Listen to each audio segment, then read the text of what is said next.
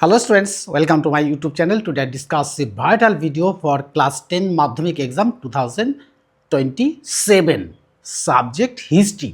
আজকে কিন্তু হিস্ট্রি কিন্তু আজকে 5 নম্বর পার্ট তোমাদের সাথে শেয়ার করব।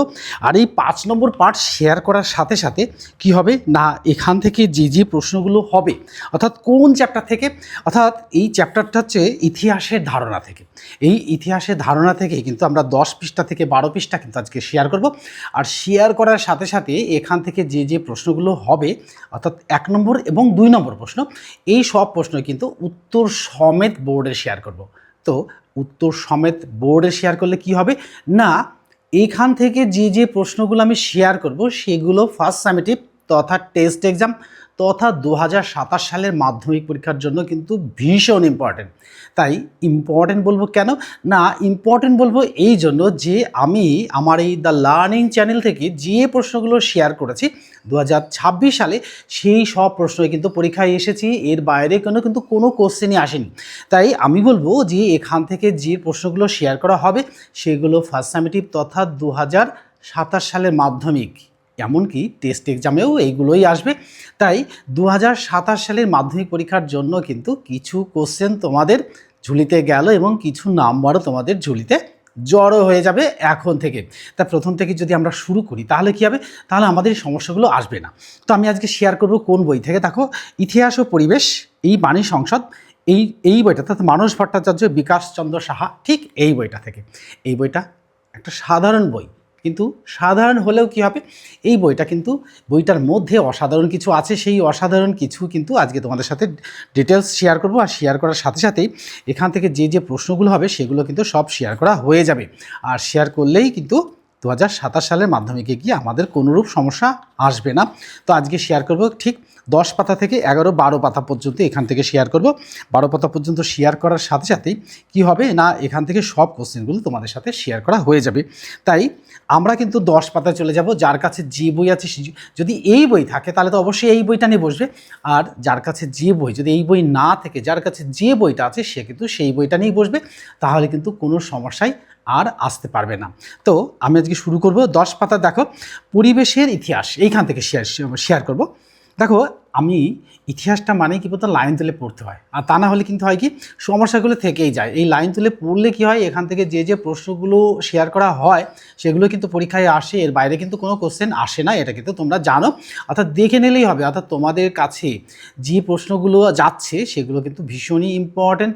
বলবো এই জন্য যে 2026 সালে তোমাদের যে দাদা দিদিরা মাধ্যমিক পরীক্ষা দিয়েছে তাদের কাছে একবার জিজ্ঞাসা করলেই বোঝা যাবে যে এই পরীক্ষার কোশ্চেনগুলো কতটা গুরুত্বপূর্ণ, অর্থাৎ এখান থেকে কোনো কোশ্চেন এসেছে কিনা। যদি তাও জানতে না পারো তাহলে সরাসরি কী করবে, দ্য লার্নিং চ্যানেলে কিন্তু গিয়েই সার্চ করে দেখবে যে ভিডিওগুলো শেয়ার করা হয়েছে। অনেক ভিডিও এখান থেকে শেয়ার করা আছে, প্রায় 500রও বেশি। তো সেই ভিডিওগুলোর মধ্যে কিন্তু এটাও রয়েছে। আর দ্য লার্নিং চ্যানেল থেকে কিন্তু কোন ভিডিও শেয়ার করা হয়, ইংরাজি, Bangla, history, geography, life science, এই 5টা বিষয় কিন্তু মাধ্যমিকেরই শেয়ার করা হয়। তাই আমি বলবো চ্যানেলের সঙ্গে যুক্ত থাকলে কি হবে না, সব প্রশ্নের উত্তরগুলো পেয়ে যাবে। আর মাধ্যমিক পরীক্ষায় কিন্তু 95 অ্যাবাভ মার্কস খুব সহজেই অ্যাচিভ করতে পারবে। তাই আমি বলবো, আর আমার যারা সাবস্ক্রাইবার আছো তারা তো অবশ্যই বন্ধুদের মধ্যে শেয়ার করে দেবে। আর নতুন যারা ভিডিও দেখবে তারা কিন্তু চ্যানেলটিকে সাবস্ক্রাইব করে রাখবে, তাহলে কী হবে, নতুন ভিডিওগুলো তোমাদের কাছে আগে পৌঁছে যাবে, তাহলে তোমরা জানতে পারবে। দেখো শিক্ষা এমন একটা বিষয়, এই বিষয়টা যদি যত শেয়ার করতে পারবে না তত নিজের জ্ঞানটা বাড়বে। অর্থাৎ তুমি একবার হলেও সেটা দেখলে পরেই তোমারও দেখা হলো, আর বন্ধুদের মধ্যে শেয়ার করে দিলে বন্ধুদের দেখা হয়ে গেল। আর আমি ভীষণভাবে উৎসাহিত হব না, আমি তোমাদের একটু হেল্প করতে পেরে যে সাহায্য, যেটা হেল্প করতে পারছি, এটাই অনেক আনন্দ। তাই চলো শেয়ার করি। দেখো আমরা চলে যাব 10 পাতায়। এবার প্রাকৃতিক জগতে, অর্থাৎ প্রাকৃতিক জগতের সঙ্গে যুগ যুগ ধরে মানব সভ্যতার প্রাত্যহিক সম্পর্কের কথাই হলো ইতিহাস পরিবেশ ইতিহাসের মূল কথা। তাহলে এটাও ইম্পর্টেন্ট লাইন, প্রথম লাইনেই ইম্পর্টেন্ট, পরিবেশ ইতিহাসের মূল কথা। নানা ঘাত প্রতিঘাত এর মধ্যে দিয়ে আজকের ভারত পরিবেশের ভারসাম্য রক্ষায় তৎপর হয়েছে। আজকে কেন আজকে এই ভারতীয় পরিবেশের ভারসাম্য বিপন্ন, তার কিছু কারণ জানা দরকার। কারণগুলো কি কি? দেখো এই যে পরিবর্তন হচ্ছে, কারণটা হচ্ছে এই বাতানুকূল বা এসি চালানোর ব্যবস্থা। তো আমরা প্রয়োজনেও চালাই, অপ্রয়োজনেও চালাই, কিন্তু এটা চালাতেই হয়। কিন্তু এর জন্য কিন্তু আমাদের কিন্তু এই যে ক্ষতিকর দিকগুলো অর্থাৎ ভারসাম্য বিপন্ন হচ্ছে, এটা কিন্তু হয়েই চলেছে। আর 2 নম্বর আসবো বৈজ্ঞানিকভাবে শিল্পায়ন রাস্তা না ধরা এবং বা তার ফলে শিল্প দূষণ, বিশ্ব উষ্ণায়ন, অকারণে বন সম্পদ ধ্বংস এবং বন্যপ্রাণী রক্ষার ক্ষেত্রে উদ্যোগের অভাব। করা দরকার, কিন্তু করার পর কিভাবে করতে হবে সেটা কিন্তু আমরা করি না, এটা একটা কারণ। 3 নম্বর দেখো ভূমির অনুপাতে অসংখ্য মানুষের বাসস্থান নির্মাণ, তাহলে যতটা দরকার তার বেশি পরিমাণ বাসস্থান নির্মাণ হচ্ছে। 4 নম্বর অসংখ্য দরিদ্র মানুষের অস্বাস্থ্যকর পরিবেশের বাসস্থান সংক্রান্ত দূষণ, এটাও কিন্তু তার কারণ। 5 নম্বর দেখো যথাযথ মূল্যবোধের অভাবে নদ নদীর জল দূষণ হচ্ছে, তাহলে আমরা নদীর জলকে দূষণযুক্ত করে তুলছি আমাদের নিজেদেরই ইচ্ছা মতো, অর্থাৎ আমরা কেউ জেনে কেউ না জেনে, কেউ জেনেও করছি কেউ না জেনেও করছি। যারা জানে তাদেরকে অবশ্যই আমাদের সচেতন করা দরকার, যারা জানে না তাদের তো সচেতন করতেই হবে। 6 নম্বর দেখো পানীয় জলে আর্সেনিকের প্রকোপ বৃদ্ধি পাওয়ায় সব কিছু পরিবেশের ভারসাম্য রক্ষার ক্ষেত্রে অন্তরায়। এই সব কিছু ভারতের মানুষের কাছে জল দূষণ, শব্দ দূষণ, বায়ু দূষণ, সবুজ দূষণ, মৃত্তিকা দূষণ, বর্জ্য পদার্থ দূষণের আতঙ্ক নিয়ে দেখা দিয়েছে কি এই ভারসাম্য রক্ষার ক্ষেত্রে ভারত সরকার অন্যান্য দেশের তুলনায় অধিক পিছিয়ে। 1972 খ্রিস্টাব্দে সুইডেনের রাজধানী স্টকহোম অনুষ্ঠিত বিশ্ব পরিবেশ সম্মেলন, এটাও কিন্তু দাগিয়ে নাও তোমরা, এটাও আমিও কিন্তু দাগিয়ে দিচ্ছি, এটাও কিন্তু দরকার। এরপর ভারত সরকার তার এই পরিবেশ নীতি বা পরিবেশ সংক্রান্ত আইনসমূহ প্রণয়ন করতে শুরু করে। এখনও এদেশের পরিবেশ রক্ষা করার জন্য পরিবেশ সচেতন মানুষকে দেশের উচ্চ আদালতগুলিতে শরণাপন্ন হতে হচ্ছে। তো পরিবেশ দূষণের ক্ষেত্রে ভারত 1909 খ্রিস্টাব্দ হিসাবে আনুমানিক অর্থাৎ খ্রিস্টাব্দ হিসাব অনুযায়ী মার্কিন যুক্তরাষ্ট্র ও চীনের পরে তৃতীয় স্থান বা তৃতীয় দেশ হিসাবে চিহ্নিত হয়েছে, এটাও কিন্তু ভাববার বিষয়। এবার আসবো যে বিজ্ঞান প্রযুক্তি ও চিকিৎসা বিদ্যায়, অর্থাৎ বিজ্ঞান প্রযুক্তি ইতিহাস। তো বিজ্ঞান যদি জ্ঞান বিষয়ক কোনো তথ্য হয়, তবে প্রযুক্তি হলো তার প্রয়োগ। এটা কিন্তু সুন্দর কথাটা দেখো, বিজ্ঞান যদি জ্ঞান বিষয়ক কোনো তথ্য হয় তাহলে প্রযুক্তি তার প্রয়োগ, অবশ্যই এটা। ভারতের প্রধানমন্ত্রী জওহরলাল নেহরু বলতেন এদেশের যাবতীয় উন্নতি বিজ্ঞান ও প্রযুক্তির অগ্রগতির উপর নির্ভরশীল, আর দেশের অগ্রগতি বিজ্ঞানের উপরে নির্ভরশীল, এটাও কিন্তু আমরা জানি। স্বাধীন ভারতে বিজ্ঞান প্রযুক্তি এগিয়ে নিয়ে যাওয়ার ক্ষেত্রে প্রশান্তচন্দ্র মহলানবিশ, হোমি ভাবা অর্থাৎ জাহাঙ্গীর ভাবা আর শান্তি স্বরূপ ভাটনগর 1894 খ্রিস্টাব্দ থেকে 1955 খ্রিস্টাব্দ প্রমুখ বিজ্ঞানীদের অবদান অনস্বীকার্য। এই প্রশান্তচন্দ্র মহলানবিশ গণিত শাস্ত্র ওই সংখ্যাতত্ত্বকে দেশের উন্নতিতে কাজে লাগান। তার উদ্যোগে দেশ স্বাধীন হওয়ার অনেক আগেই 1931 খ্রিস্টাব্দে প্রতিষ্ঠিত হয় ইন্ডিয়ান স্ট্যাটিস্টিক্যাল ইনস্টিটিউট বা ISI। এটা কিন্তু ভেরি ইম্পর্ট্যান্ট, এটা কিন্তু দাগি না, এটা কিন্তু তোমাদের সাথে শেয়ার করব। ভারতের পঞ্চবার্ষিক পরিকল্পনার জনক ছিলেন মহলানবিশ, এটাও ইম্পর্ট্যান্ট। তিনি এই পরিকল্পনাগুলিকে প্রথম থেকেই বিজ্ঞান ও প্রযুক্তি নির্ভর করে তোলেন। তার পরামর্শে প্রযুক্তিবিদ্যাকে কাজে লাগিয়ে দেশের ভারী শিল্পায়ন শুরু হয়, আর এই পথে রাষ্ট্রীয় তত্ত্বাবধান ইন্ডিয়ান রেয়ার আর্থ লিমিটেড অর্থাৎ IREL 1950 খ্রিস্টাব্দে স্থাপিত হয়, এটাও কিন্তু ইম্পর্ট্যান্ট, দাগিয়ে নাও। হিন্দুস্তান মেশিন টুলস অর্থাৎ HMT 1953, Hindustan aeronautics limited HEHAL 1964, Bharat heavy electrical limited BHEL 1964 প্রভৃতি বিজ্ঞান প্রযুক্তি নির্ভর বৃহৎ কারখানাগুলির পত্তন ঘটে। এখানে কিন্তু প্রত্যেকটা লাইনই কোশ্চেন, এই সব কোশ্চেনই কিন্তু তোমাদের পরীক্ষায় আসবে। কীভাবে জানো তো, কোনোটা হচ্ছে কোশ্চেন সরাসরি, কোনোটা হচ্ছে MCQ, কোনোটা টিক দ্য কারেক্ট আনসার, কোনোটা ফিল ইন দ্য ব্ল্যাঙ্কস, কোনোটায় ম্যাচিং, এটা কিন্তু আসছে।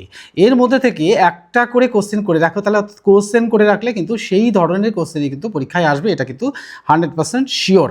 তাই ক্রমশ এই ধারায় ভারত আরও বেশি রাষ্ট্রীয় শিল্পোদ্যোগ রাস্তায় হাঁটতে শুরু করে। এবার চলে যাবো আমরা পরের পাতায় গিয়ে দেখো বিজ্ঞান প্রযুক্তির অগ্রগতির জন্য 1944 খ্রিস্টাব্দে ভারতবর্ষ স্বাধীন হওয়ার আগে, অর্থাৎ 1947 সালে 15 আগস্ট ভারতবর্ষ স্বাধীন হয়, তার ঠিক আগে 1944 খ্রিস্টাব্দ হওয়ার আগে প্রখ্যাত পরমাণু বিজ্ঞানী 1948 খ্রিস্টাব্দে হোমি ভাবার পরামর্শ ভারতের যে পরমাণু শক্তি কমিশন গড়ে তোলেন, এটা কিন্তু ইম্পর্ট্যান্ট, দাগিয়ে নাও। 1966 খ্রিস্টাব্দে তার মৃত্যুর পর তার নাম হয় ভাবা অ্যাটমিক রিসার্চ সেন্টার। এই ভাবা অ্যাটমিক রিসার্চ সেন্টার এটা কিন্তু ফুল ফর্ম অ্যাব্রিভিয়েশন হিসেবে আসতে পারে, অর্থাৎ প্রত্যেকটা এখানে 4-5টা আমি যে কোশ্চেন শেয়ার করলাম এগুলোর মধ্যে কিন্তু এই অ্যাব্রিভিয়েশন দিয়ে আসতে পারে। এটা আসবে কীভাবে বলে দিয়েছি, অর্থাৎ tick the correct answer, fill in the blanks, matching, আর কি কোশ্চেনও আসতে পারে। এবার আসবো ওই একই পথ অবলম্বন করে 1948 খ্রিস্টাব্দে মধ্যপ্রদেশের ইন্দোর রাজা Rammam centre of advance technology অর্থাৎ RRCAT স্থাপিত হয়। এটাও ইম্পর্ট্যান্ট, দাগিয়ে নাম। ভারতে প্রযুক্তি বিজ্ঞান দৌলতে কৃষিক্ষেত্রে সবুজ বিপ্লব সম্ভব হয়। 1997 খ্রিস্টাব্দে পরিসংখ্যান অনুযায়ী ভারতের খাদ্য উৎপাদন 55 মিলিয়ন থেকে বেড়ে 195 মিলিয়ন, তাহলে ভাবতেই পারছো মিলিয়ন টনে পৌঁছয়। ভারত এমনকি খাদ্য রপ্তানিকারক দেশেও পরিণত হয়, যেখানে 55 মিলিয়ন সেখান থেকে গেল একেবারে বেড়ে 195 মিলিয়ন টনে। তাহলে বুঝতেই পারছো যে পঞ্চবার্ষিক পরিকল্পনা কত দরকার ছিল। এই অগ্রগতি বিদ্যুৎ, কয়লা উৎপাদন, ইস্পাত উৎপাদনের ক্ষেত্রেও ব্যাহত থাকে। এই ধরনের অগ্রগতির সত্ত্বে ভারতের বিপুল জনসংখ্যার সমস্যা দেশের প্রকৃত উন্নতির চেহারাকে অনেকটা ম্লান করে দিয়েছে। এবার আসবো আমরা চিকিৎসাবিদ্যার সংক্ষিপ্ত ইতিহাস।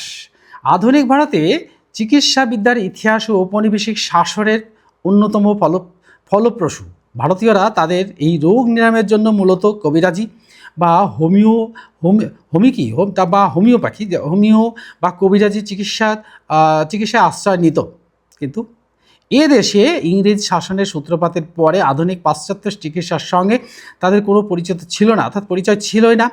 তো আমরা আগে কি করেছি, ছোট্টবেলা থেকে আমরা দেখেছি এই গাছের পাতা, ওই গাছের রস, এই গাছের মূল, এই গাছের ফল খেলেই না রোগ সেরে যায়। অবশ্যই সেগুলো থেকে সেরেছে, কিন্তু তারই পরে আমরা এই পাতা, মূল, ফল এগুলো বাদ দিয়ে আমরা সেই গাছের থেকেই তৈরি ঔষধ কিন্তু আমরা খাচ্ছি, কিন্তু আসলেই কিন্তু আমরা ওটা খাচ্ছি। এটা কিন্তু আগে ছিল, এখন কিন্তু ডাক্তারি মতটা একটু অন্য ধরনের হয়ে গেছে, একটু পাল্টে গেছে। তো তারা ষষ্ঠদশ শতকের দ্বিতীয়ার্ধে প্রকৃত প্রস্তাবে 1764 খ্রিস্টাব্দে নিজেদের কর্মচারী এবং সেনাদের চিকিৎসার জন্য IMS বা ইন্ডিয়ান মেডিকেল সার্ভিস, এটা কিন্তু ভেরি ইম্পর্ট্যান্ট, দাগিয়ে নাও, এটা কিন্তু ভেরি ইম্পর্ট্যান্ট, দাগিয়ে নাও। আচ্ছা, এটা অ্যাব্রিভিয়েশন হিসাবে আসতেই পারে, এর ব্যবস্থা করা হয়। কিন্তু ভারতীয়দের স্বাস্থ্যবিধি নিয়ে তাদের মাথা ব্যথা ছিল না বললেই চলে। তো ইংরেজ সরকার এদেশে শোষণ করতে এসেছে, শাসনও করতে এসেছে, কিন্তু শাসনের চেয়ে শোষণটা বেশি করতে এসেছে। তাই তারা 300 বছর ধরে কি করেছেন না, আমাদের দেশকে শোষণ করেছে। শাসন তো করেছে, কিন্তু শোষণও করেছে। আর তারা ভাবেইনি ভারতীয়দের চিকিৎসার দরকার, ভারতীয়দেরও বাঁচানোর দরকার আছে, এটা কিন্তু ভাবেইনি। তবে মনে রাখা ভালো যে সব ইংরেজরাই একই ধরনের ছিল না। এদেশে কিছু ইংরেজ এসেছিল, তারা নাকি জনসাধারণের জন্য কথা ভেবেছে। এদেশে এদেশে কলেরা, ম্যালেরিয়া রোগের প্রকোপ, মহামারী ভারতীয়দের নিত্য সঙ্গী ছিল। তো ম্যালেরিয়া রোগের আবিষ্কারক স্যার রোনাল্ড রস কিন্তু কলকাতাতে বসেই এই রোগের ঔষধ আবিষ্কার করেন। তাহলে বলা যায় যে সত্যি এখনও মানুষ আছে, আগেও ছিল, সেই মানুষগুলোরই আমরা চাই সমাজে। তাহলে সমাজে এই ধরনের মানুষগুলো থাকলে, দেখো একজন বিদেশি সে এই রোনাল্ড রস কলকাতাতে বসেই এই কিসের রোগ, অর্থাৎ এই ম্যালেরিয়া রোগের ঔষধ প্রস্তুত করে ফেললেন 1823 খ্রিস্টাব্দে। তবে এই সব ছিল ব্যতিক্রম। তো 1823 খ্রিস্টাব্দে এই কতিপয় ইংরেজ কলকাতায় medical physical society of Kolkata স্থাপন করেন। এটাও কিন্তু ইম্পর্টেন্ট, এটাও দাগিয়ে নাম। এর উদ্দেশ্য ছিল শিক্ষিত ভারতীয়দের আধুনিক পাশ্চাত্য শিক্ষায় চিকিৎসা সম্পর্কে সচেতন করা। তো এই ধরনের মানুষও ছিল। তাই সরকারি প্রচেষ্টা হিসেবে উইলিয়াম বেন্টিংয়ের আমলে 1828 থেকে 1835 খ্রিস্টাব্দে তার উদ্যোগে 1833 খ্রিস্টাব্দে কলকাতায় পাশ্চাত্য চিকিৎসাবিদ্যা সংক্রান্ত একটি প্রতিষ্ঠান গড়ে তোলার জন্য একটি কমিটি গঠন করা হয়। 6 সদস্যের এই কমিটিতে একমাত্র ভারতীয় সদস্য ছিলেন রামকমল সেন। এই 1834 খ্রিস্টাব্দে 20শে অক্টোবর এই কমিটি কলকাতায় একটি মেডিকেল কলেজ গড়ে তোলার পরামর্শ দেন। মূলত এরই পরিপ্রেক্ষিতে 1853 খ্রিস্টাব্দে কলকাতায় এশিয়ার প্রথম চিকিৎসাবিদ্যার কলেজ খোলা হয়। এর নাম হলো কলকাতা মেডিকেল কলেজ। যে মেডিকেল কলেজে আমরা এখন উপচে গিয়ে পড়ি, সেই মেডিকেল কলেজে 1835 খ্রিস্টাব্দ থেকে চলে আসছে এশিয়ার প্রথম মেডিকেল কলেজ। এটা কিন্তু দাগিয়ে নাও, এটা very important question for the মাধ্যমিক এক্সাম 2027। এই কলেজ স্থাপনের মধ্যে দিয়ে ভারতে পাশ্চাত্য চিকিৎসাবিদ্যা সম্পর্কে জ্ঞান অর্জনের সুযোগ ঘটে। কলকাতা মেডিকেল কলেজ থেকে চিকিৎসাবিদ্যা স্নাতক হওয়ার পর ধনী ছাত্রদের অনেকেই বিলেতে উচ্চতর শিক্ষালাভের জন্য সমুদ্র পাড়ি দেন। উদাহরণস্বরূপ দেখো, আমাদের এখানে ঠিকঠাক পড়াশোনা হয় না বলে, সুযোগ ছিল না বলে, উদাহরণস্বরূপ দ্বারকানাথ, দেখো দ্বারকানাথ ঠাকুরের আর্থিক আনুকূল্যে মেডিকেল কলেজের মধুসূদন গুপ্ত সহ 3 জন বিলেতে গমন করেন। 1858 খ্রিস্টাব্দের মধ্যে 5 শতাধিক ছাত্র, 5 শতাধিক, ভাবতেই পারছো, ছাত্র পশ্চিমের চিকিৎসা বিজ্ঞানে আয়ত্ত করে বলে জানা গেছে। কলকাতার দেখা দেখি বোম্বাই মাদ্রাজে পাশ্চাত্য চিকিৎসা বিজ্ঞানের প্রসার ঘটে। 1853 খ্রিস্টাব্দে, তাই 2রা ফেব্রুয়ারি মাদ্রাজ মেডিকেল কলেজ স্থাপিত হয়। এরপর বোম্বাইতে ধনী পার্সি ব্যবসায়ী জামশেদ জিজিবর এর আর্থিক অনুকূল্যে বোম্বাইয়ে 1853 খ্রিস্টাব্দে গ্র্যান্ড মেডিকেল কলেজ স্থাপিত হয়। এটাও কিন্তু ভেরি ইম্পর্ট্যান্ট মাধ্যমিক এক্সামের জন্য। এই কলেজের মেডিকেল ছাত্রদের সংখ্যা ছিল, সংখ্যার মধ্যে 40% মানে ছাত্রই ছিল পার্সি সম্প্রদায়ভুক্ত। আর পার্সি ধনীরা বোম্বাইয়ে আরও কয়েকটি মেডিকেল কলেজ স্থাপন করেছিলেন। তাহলে দেখো, তারাও কিন্তু একবার ভেবেছে। এবার আসবো আমরা এই নারী ইতিহাস। দেখো, আধুনিক ভারতের নারী জাতির ইতিহাস বলা বাহুল্য জাতীয়তাবাদী আন্দোলনের সঙ্গে যুক্ত। তবে এক্ষেত্রে নারীদের চলে যাব আমরা পরের পাতায়, 12 পাতায়।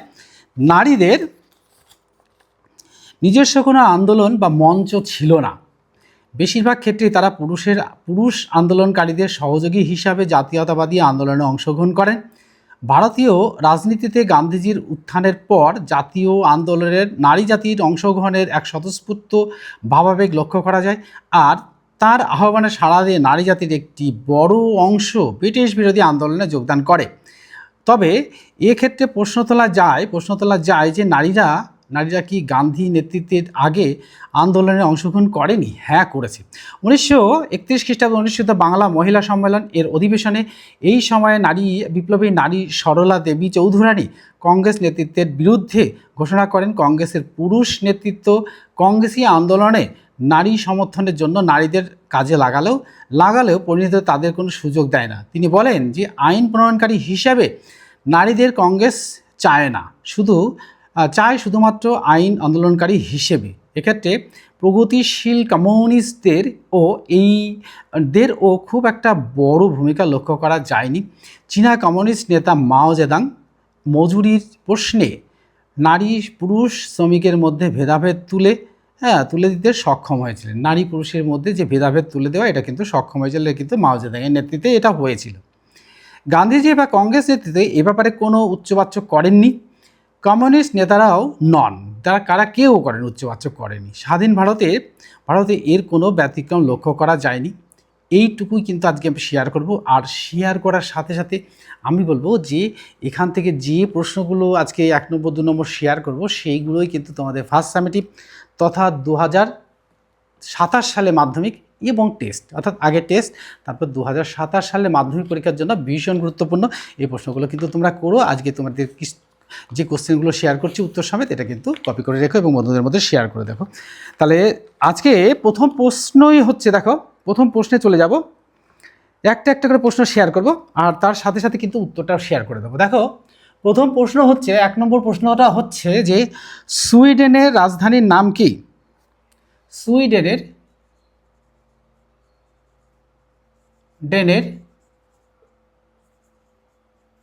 ধানের নাম কি? দেখো উত্তরটা, দেখো স্টকহোম। উত্তরটা হচ্ছে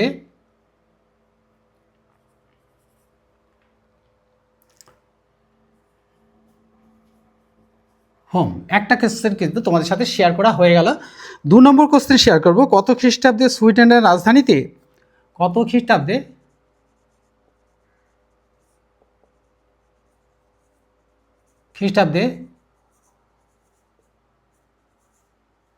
ডেনের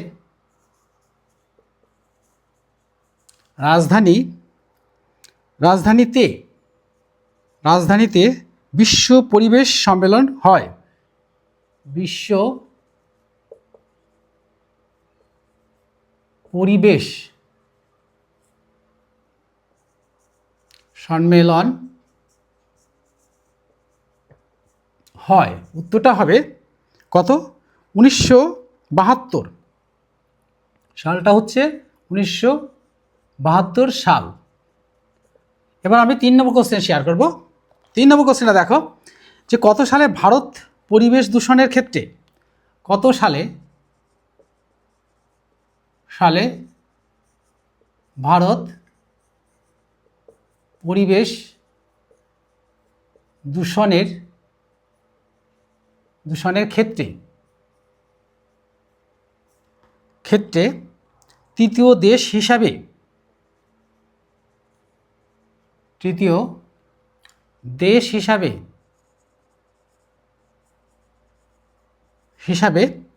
চিহ্নিত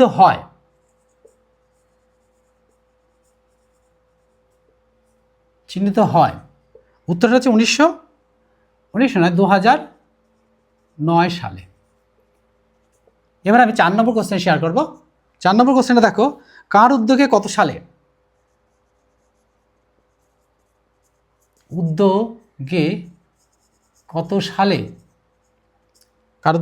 সালে ISI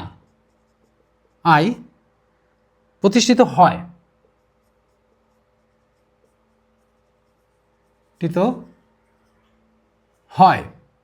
উত্তরটা হবে দেখো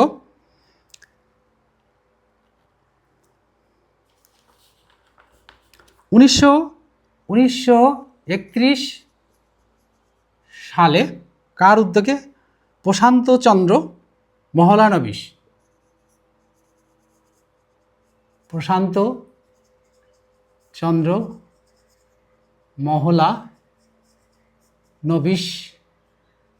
এর নেতৃত্বে। এবার আমি 5 নম্বর কোশ্চেন শেয়ার করব। 5 নম্বর কোশ্চেন শেয়ার করব দেখো ভারতে পঞ্চবার্ষিকী পরিকল্পনা জনক কে ছিলেন? ভারতে পঞ্চবার্ষিকী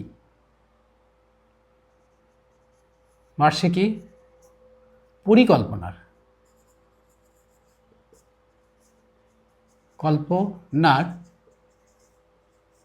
জনক কে ছিলেন? দেখো প্রশান্ত চন্দ্র। উত্তর হবে প্রশান্ত চন্দ্র মহলানবিশ। এবার আমরা 6 নম্বর কোশ্চেন শেয়ার করব। দেখো IREL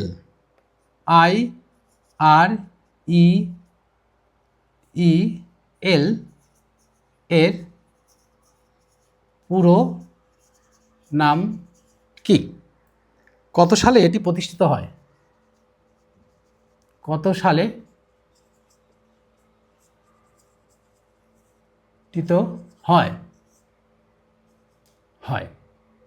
দেখো উত্তরটা করব যে ইন্ডিয়ান রিয়েল আর্থ লিমিটেড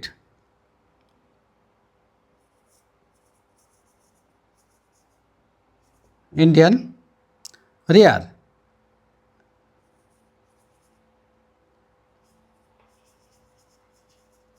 আর্থ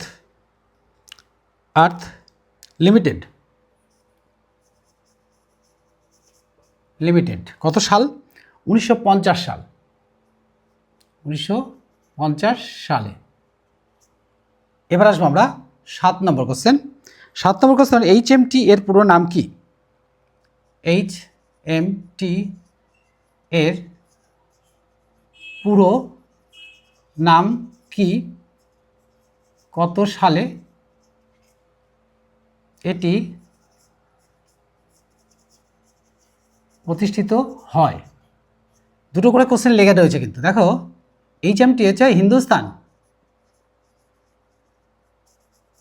মেশিনস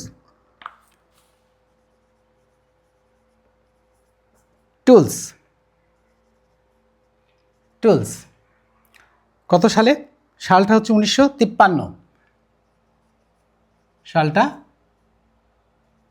1953। এবার আসবো আমরা 8 নম্বর কোশ্চেন। 8 নম্বর কোশ্চেন দেখো HAL এর পুরো নাম কি? কত সালে প্রতিষ্ঠিত হয়? কত সালে প্রতিষ্ঠিত হয়? তো হয়, দেখো অর্থাৎ হিন্দুস্তান এরিনটিক, অ্যান্সারটা হবে হিন্দুস্তান এরোনটিক্স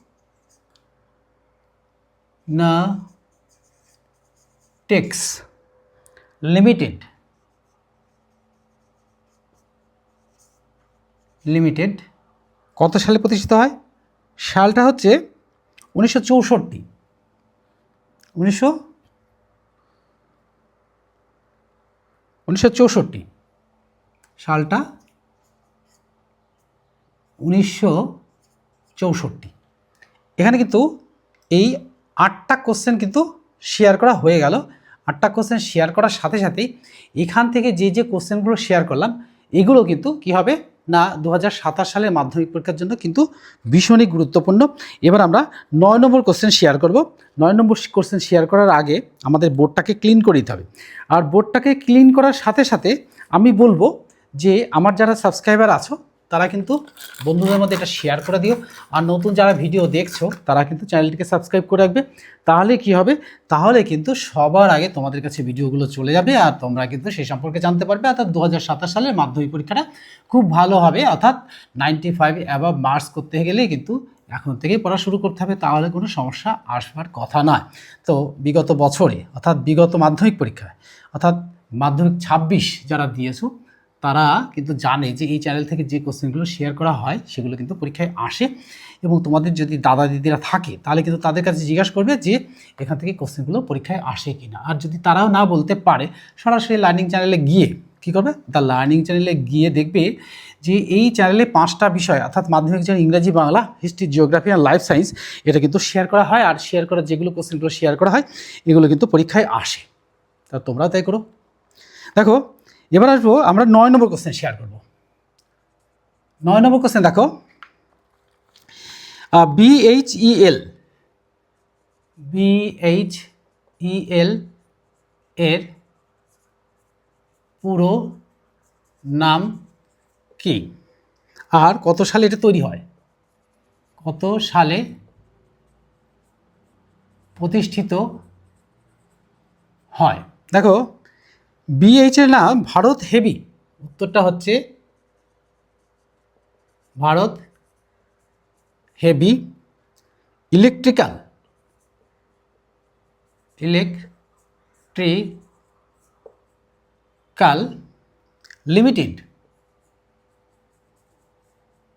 লিমিটেড। কত সাল? সালটা হচ্ছে 1964। এবার আসবো আমরা 10 নম্বর কোশ্চেন। 10 নম্বর কোশ্চেন শেয়ার করার সাথে সাথে দেখব কত সালে ভারত পরমাণু শক্তি কমিশন, কত সালে ভারতে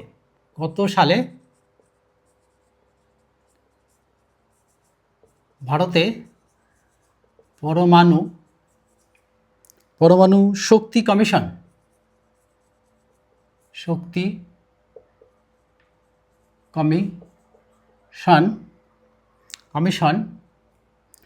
গড়ে ওঠে? সালটা হচ্ছে 1948 সাল।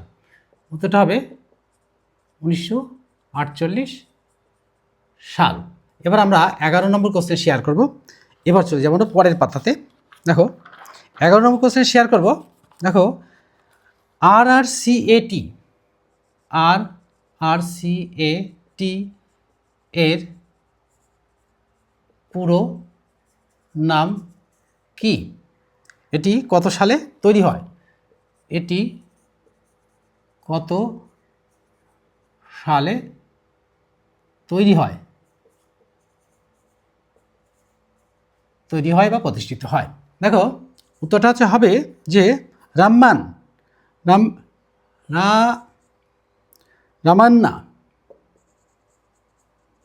Ramanna centre for advance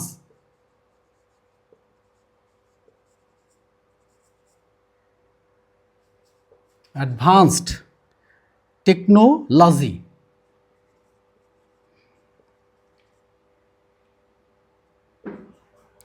লজিস technologies. কত সাল? সালটা 1948। সালটা হচ্ছে 1948 সাল। এবার আসবো আমরা 12 নম্বর কোশ্চেন শেয়ার করবো। 12 নম্বর কোশ্চেন দেখো, IMS এর পুরো নাম কি? IMS এর পুরো নাম কি? দেখো, IMS এর পুরো নাম হচ্ছে ইন্ডিয়ান মেডিকেল সার্ভিস। এখানে উত্তরটা হয়ে যাবে যে Indian medical service, medical service, service. এবার আমরা 13 নম্বর কোশ্চেন শেয়ার করব। 13 নম্বর কোশ্চেন সে দেখো যে ম্যালেরিয়া রোগের আবিষ্কারক কে? ম্যালেরিয়া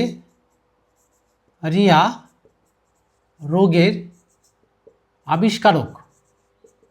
আবিষ্কারক কে?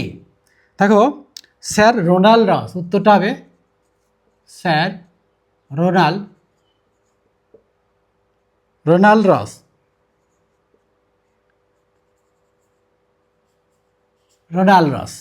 এবার আমরা 14 নম্বর শেয়ার করব। 14 নম্বর সালে দেখো, ইংরেজরা কত সালে কলকাতায় মেডিকেল কলেজ? ইংরেজরা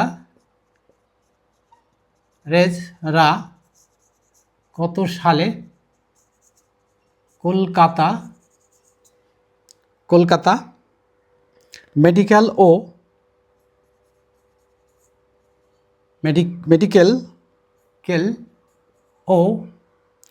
ফিজিক্যাল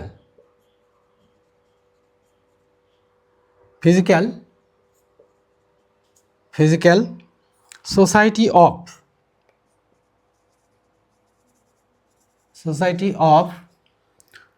অফ ক্যালকাটা স্থাপন করেন?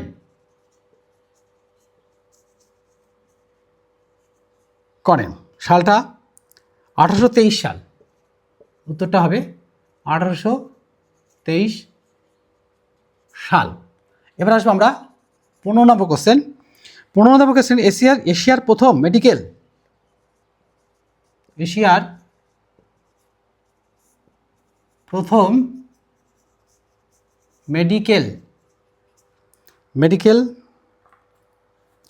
কলেজ খোলা হয় কোথায়, কত সালে? মেডিকেল কলেজ খোলা হয় কোথায়, কত সালে? তো দেখো, 15 নম্বর কোশ্চেন শেয়ার হয়ে যাচ্ছে যে 1853 কলকাতায় 1853 সালে কলকাতায় কোথায় মেডিকেল কলেজ, এটা মেডিকেল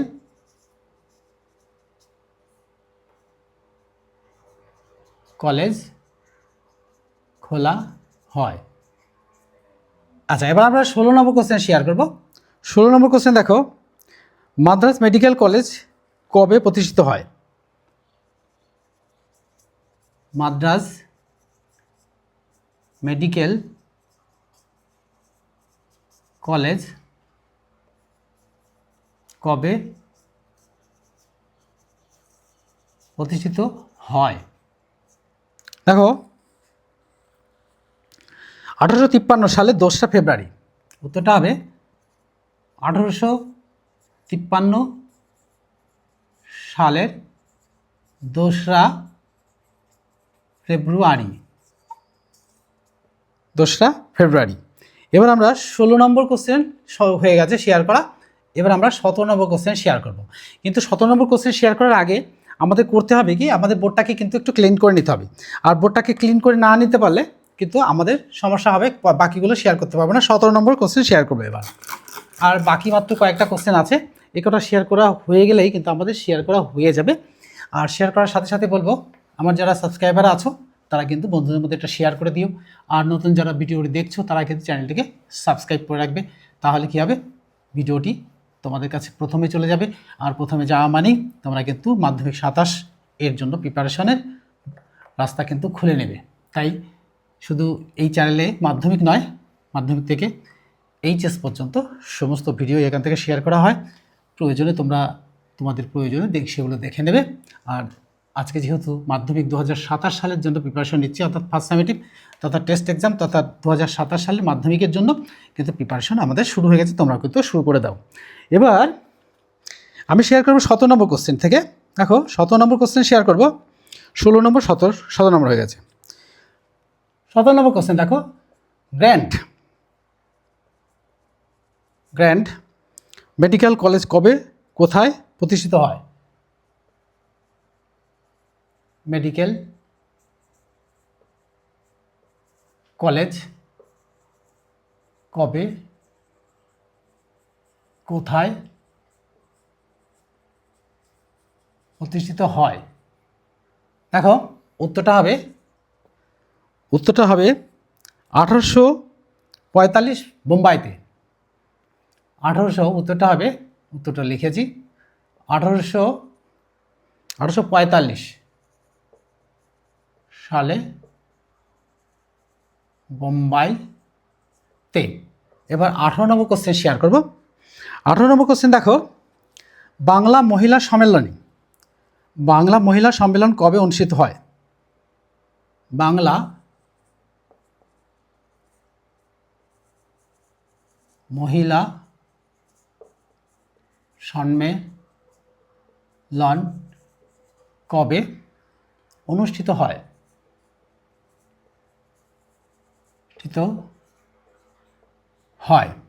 উত্তরটা হবে 1931 সাল। 31 সালে। 19 নম্বর কোশ্চেন শেয়ার করবো। দেখো মাও জেদাং কে ছিলেন? জেদাং দং ছিলেন চীনের কমিউনিস্ট নেতা।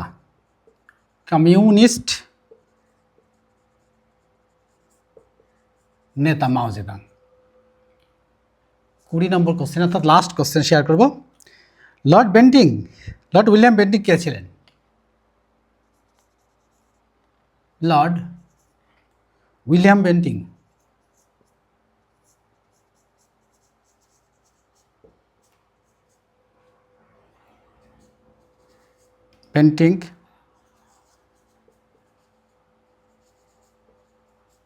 ছিলেন, দেখো ভারতের প্রথম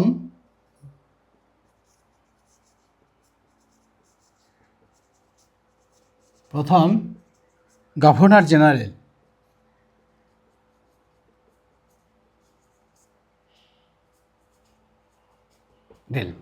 আমার কিন্তু 20টা কোশ্চেন কিন্তু শেয়ার করা হয়ে গেছে। এই 20টা কোশ্চেন শেয়ার করার সাথে সাথে এখান থেকে যে প্রশ্নগুলো আমি শেয়ার করলাম, এই প্রশ্নগুলোই কিন্তু ফার্স্ট সামেটিভ তথা টেস্ট এক্সাম তথা 2027 সালের মাধ্যমিক পরীক্ষায় কিন্তু আসছে। এখানে 2 নম্বর এবং 1 নম্বর সব রকম ধরনের কোশ্চেন রয়েছে।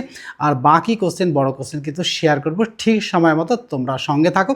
তাহলে কী হবে, এখান থেকে যে ভিডিওগুলো শেয়ার করা হবে তার মধ্যে কিন্তু 2027 সালে মাধ্যমিক পরীক্ষার প্রিপারেশন হিসাবে সমস্তটাই পেয়ে যাবে। Good bye friends.